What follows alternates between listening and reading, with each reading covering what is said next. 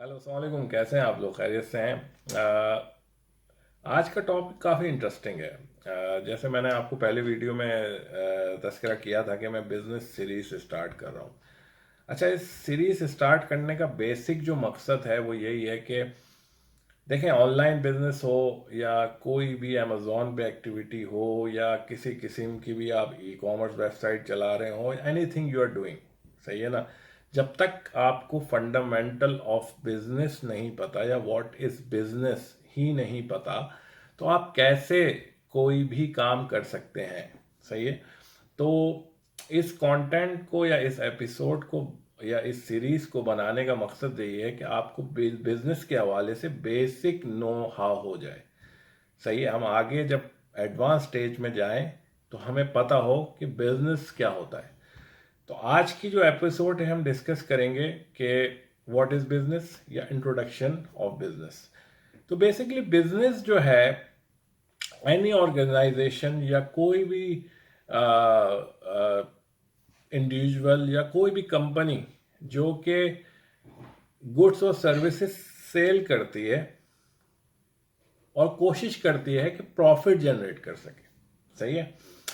अच्छा, इस एक्टिविटी में जहां हमने ये देखा कि एनी गुड्स और सर्विसेज का जिक्र आया और प्रॉफिट का जिक्र आया। सही है। तो सबसे पहले हमें ये पता होना चाहिए कि भाई गुड्स और सर्विसेज क्या होती हैं। सही है ना? और फिर हम बात करेंगे कि प्रॉफिट क्या होता है। सही है ना? तो गुड्स और सर्विसेज में जो मेजर डिफरेंस होता है, गुड्स एक टेंजिबल एसेट है, एक फिजिकल प्रोडक्ट है। जैसे कि मोबाइल फ़ोन हो गया, जैसे कि गाड़ी हो गई, जैसे कि लैपटॉप हो गया, जैसे कोई भी फिजिकल प्रोडक्ट। और जो आपकी सर्विसेज होती हैं वो इंटेंजिबल होती हैं, मतलब वो दिखती नहीं है। सही है ना? वो एक इंडिविजुअल या एक कंपनी दूसरे इंडिविजुअल या दूसरी कंपनी को प्रोवाइड करती हैं, ओनरशिप अपने पास रखती हैं।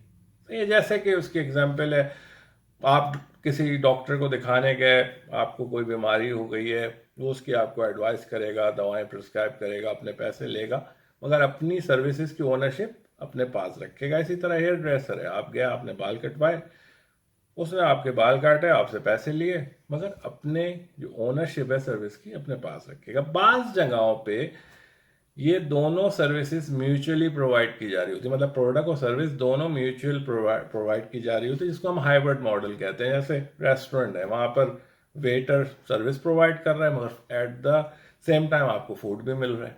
तो सही है ना? तो ये एक बेसिक डिफरेंस है गुड्स एंड सर्विसेज या प्रोडक्ट एंड सर्विसेज के अंदर।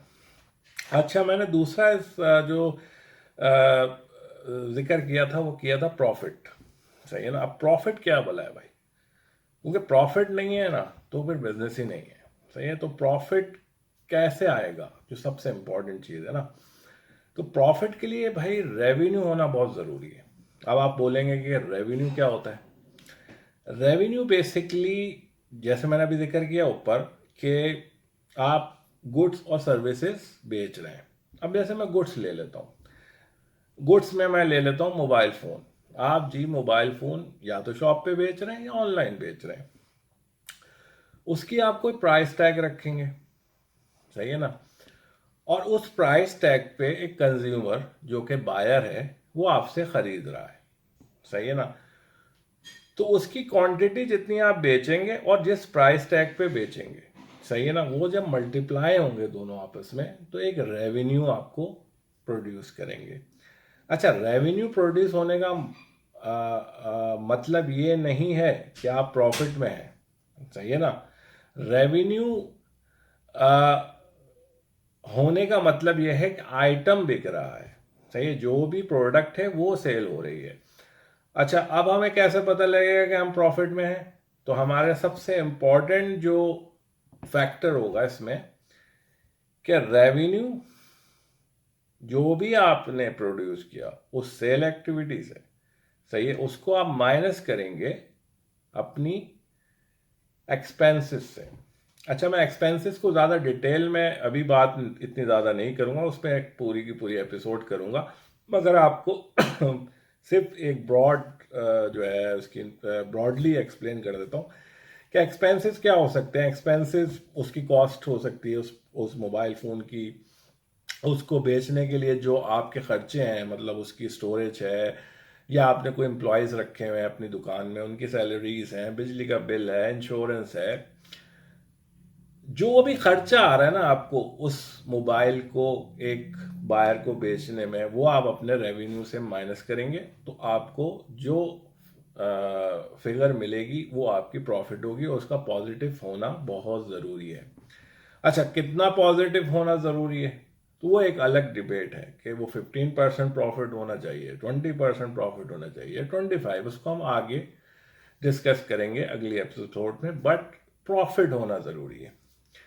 आप कोई भी प्रोडक्ट जिसकी मार्केट में डिमांड है, आप बेच के रेवेन्यू जनरेट करते हैं जिससे आप प्रॉफिट बनाते हैं, उस प्रॉफिट को आप री इन्वेस्ट करते हैं या उस प्रॉफिट से आप अपनी अर्निंग्स निकालते हैं, सही, अर्निंग जो आपका रिवॉर्ड है, तो ये एक सक्सेसफुल बिजनेस कहलाता है।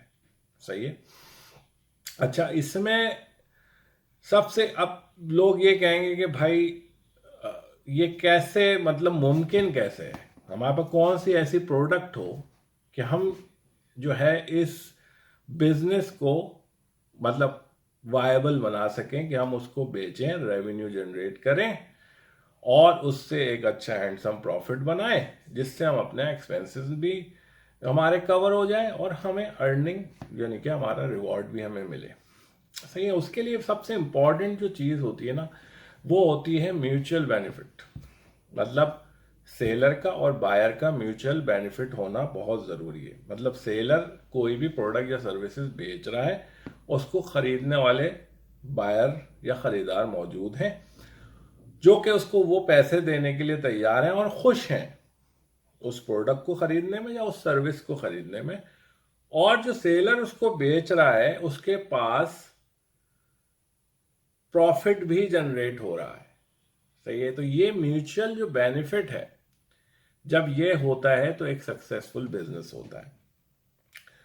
और इसके अंदर सबसे इंपॉर्टेंट जो चीज़ है कि जो आप प्रोडक्ट या सर्विसेज जो भी बेच रहे हैं उसमें 3 फैक्टर इंपॉर्टेंट होते हैं। मतलब वो जो आइडिया है वो कैसे वायबल होगा, उसका सबसे इंपॉर्टेंट तो यह है कि या तो आप कोई प्रॉब्लम सॉल्व कर रहे हैं, मतलब एक कोई प्रॉब्लम है जो कि आप सॉल्व कर देते हैं, यू कैन मेक मनी।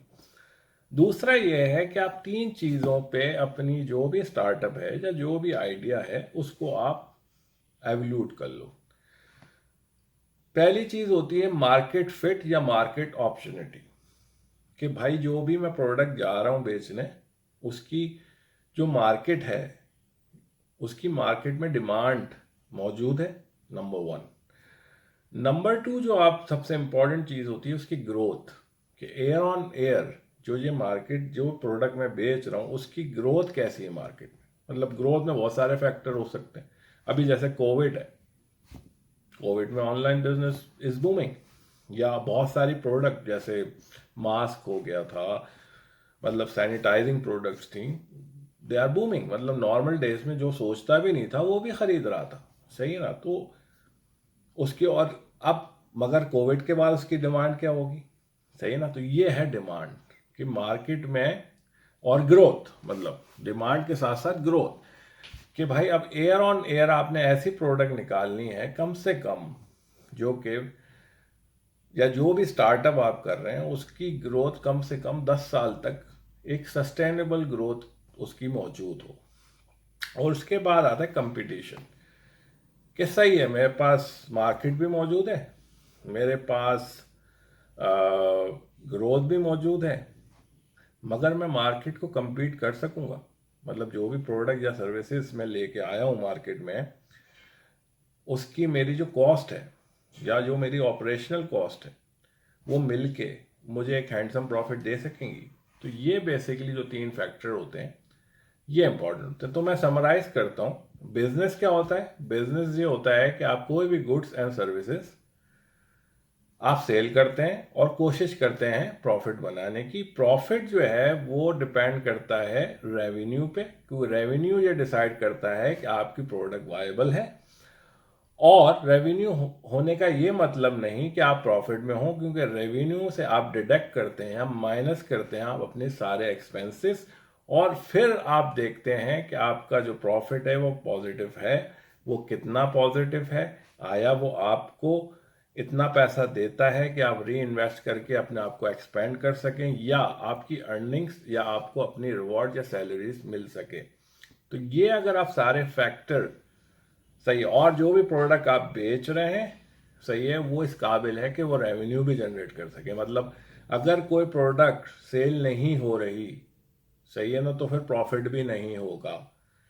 और अगर प्रॉफिट सेल हो रही है तो प्रॉफिट नहीं हो रहा, तो आपको अपना पूरा मॉडल देखना पड़ेगा कि कहाँ मैं मिस्टेक कर रहा हूँ, मेरी इन्वेंट्री मैनेजमेंट कैसी है, या मेरी ऑपरेशनल कॉस्ट हाई तो नहीं।